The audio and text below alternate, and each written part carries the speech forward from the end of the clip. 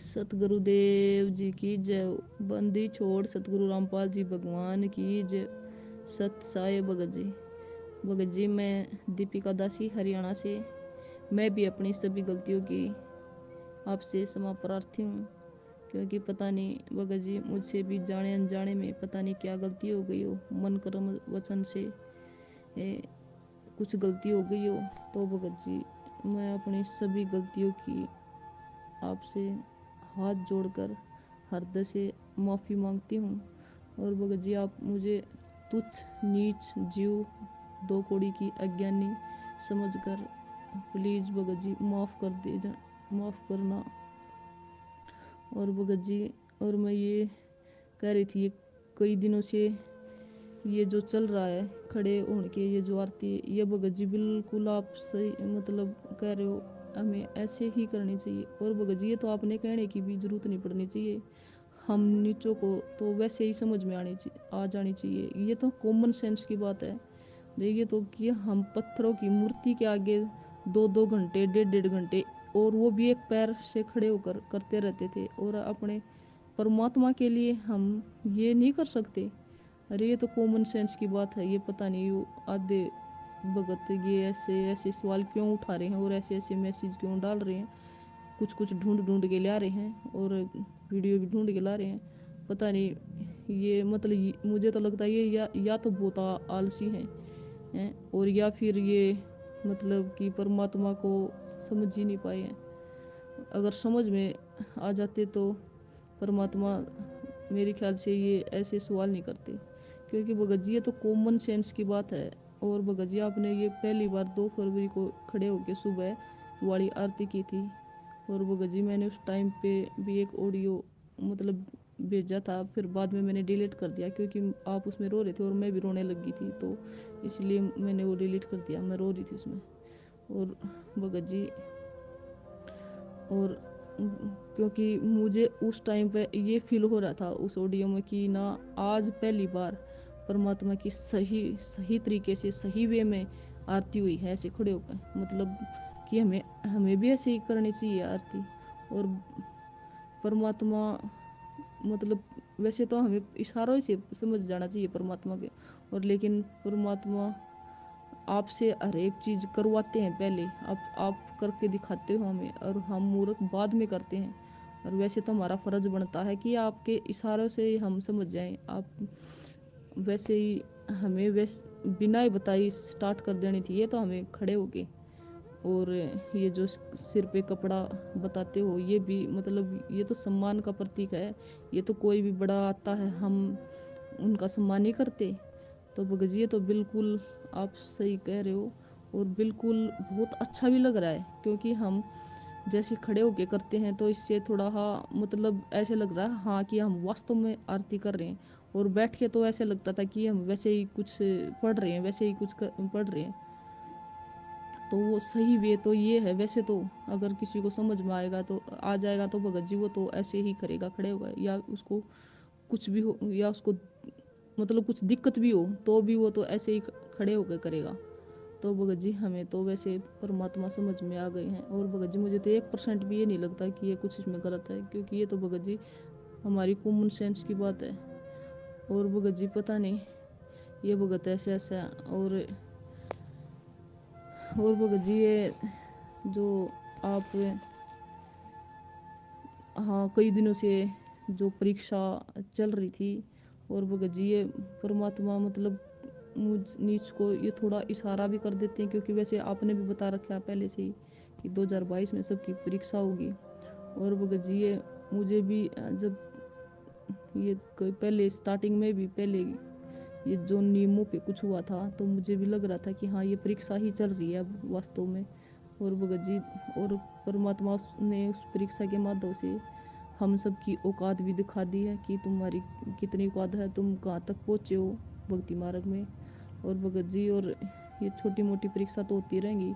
और भगत जी, क्योंकि ये होनी भी ज़रूरी है, क्योंकि इससे इससे परमात्मा छोटी मोटी परीक्षा लेते रहेंगे ना, तो हमें अपनी औकात भी याद रहेगी कि हम क्या गलती कर रहे हैं क्या नहीं, और हम गलतियों को आगे सुधारेंगे और सुधारने की कोशिश भी करेंगे। इसी से तो हमें पता लगेगा। और भगत जी, आप कुछ भी गलत नहीं कर रहे हो। और भगत जी मुझे तो ऐसा लगता है, अगर मान लो आप जिस दिन कुछ गलत लिखोगे या कहोगे, तो उस दिन भी नु मान लो वो हमारी परीक्षा ही होगी कि हम उसको स्वीकार करते हैं या नहीं करते हैं, और उसको मतलब कैसे लेते हैं उस बात को। तो वो परमात्मा आपके माध्यम से हमारी परीक्षा ही लेंगे आगे भी, और मतलब आपके ही माध्यम से परमात्मा सब कुछ करेंगे, हमारी परीक्षा भी आपके ही जरिए लेंगे। और जो भी, क्योंकि आपको परमात्मा ने निमित्त बनाया हुआ है। और भगत जी मुझे तो परमात्मा मतलब ये संकेत वैसे देते हैं, और मतलब परमात्मा ने मतलब बहुत कुछ मतलब समझाया भी है। मतलब वैसे ही मतलब मैंने परमात्मा के वो थोड़े है वो भी इशारे पकड़े हैं कि परमात्मा हमें क्या बताना चाह रहे हैं। कि ये तो भगत जी बिल्कुल 100%, 100 नहीं 101% आप बिल्कुल सही कह रहे हो कि परमात्मा अब धरती के ऊपर हैं।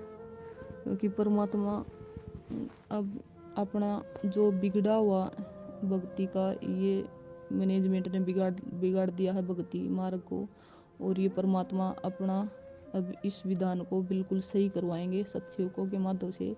और जो ये भक्ति क्रिया इन्होंने बिगाड़ दी हैं, तो अब ये सही तो हो रही है, और ये परमात्मा ही करवा रहे हैं। ये हम ये नहीं सोच रहे कि ये कोई आप कर रहे हो या कोई पवन दास करवा रहा है। ये तो हमें तो बिल्कुल ये लग रहा है कि हमारे गुरुदेव ही करवा रहे हैं ये सब कुछ, और हमारी गुरुदेव की कृपा से हो रहा है सब कुछ। और भगत जी, और बिल्कुल आप बिल्कुल जो भी कहते हैं बिल्कुल सत्य है। क्योंकि मैंने खुद भी देखा है। मैं एक साध संगति में गई थी वहाँ देहरादून में, और भगत जी वहाँ पर साध संगति, तो मैंने उनको बोला था कि हम ना परमात्मा की वो की आरती अपने मुख से करेंगे और भक्ति बोध से करेंगे। तो भगत जी वो माने नहीं, क्योंकि उन्होंने संध्या आरती भी परमात्मा की उससे करवा दी, ऑडियो से। और वैसे तो भगत जी परमात्मा ने बहुत संकेत दिए वहाँ पे, बहुत मतलब कि ये देखिए कि बच्चों अब तो 2022 लग गया है, अब तो सुधर जाओ, अब तो अपने मुख से कर लो। और भगत जी बार बार वो बंद हो, मतलब जो डीवीडी बंद हो रही थी बार बार, और हम इतने मूर्ख थे कि बार बार तो बंद होती गई और हम आगे निकल जाते थे उससे भक्ति बोध से करके, और फिर परमात्मा की दोबारा फिर वो चला देते थे, और फिर स्टार्टिंग से फिर लग जाते थे। और भगत जी ऐसा ही उस आरती के टाइम पे किया। और भगत जी कहने के बाद भी परमात्मा ने मुझे प्रेरणा की कि बेटा किसी को कोई यहाँ ऐसा हो समझदार हो उसको बोल दे कि चलो ये तो गलती कर दी संध्या आरती उससे करवा के डीवीडी से, लेकिन भोग की आरती में ये गलती ना करें। भोग की आरती अपने हाथ में भक्ति बोध लेके करें। तो भगत जी वो भी किसी ने नहीं मानी मेरी। तो भगत जी और बार बार परमात्मा ने संकेत दिया, बार बार बंद हो रही थी, सुबह भी कई बार बंद हुई।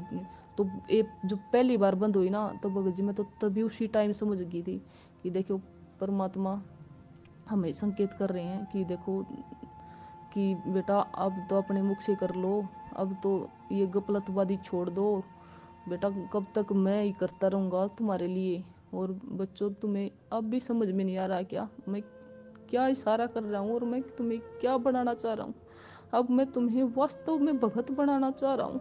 तो भगत जी मुझे ये फील हुआ।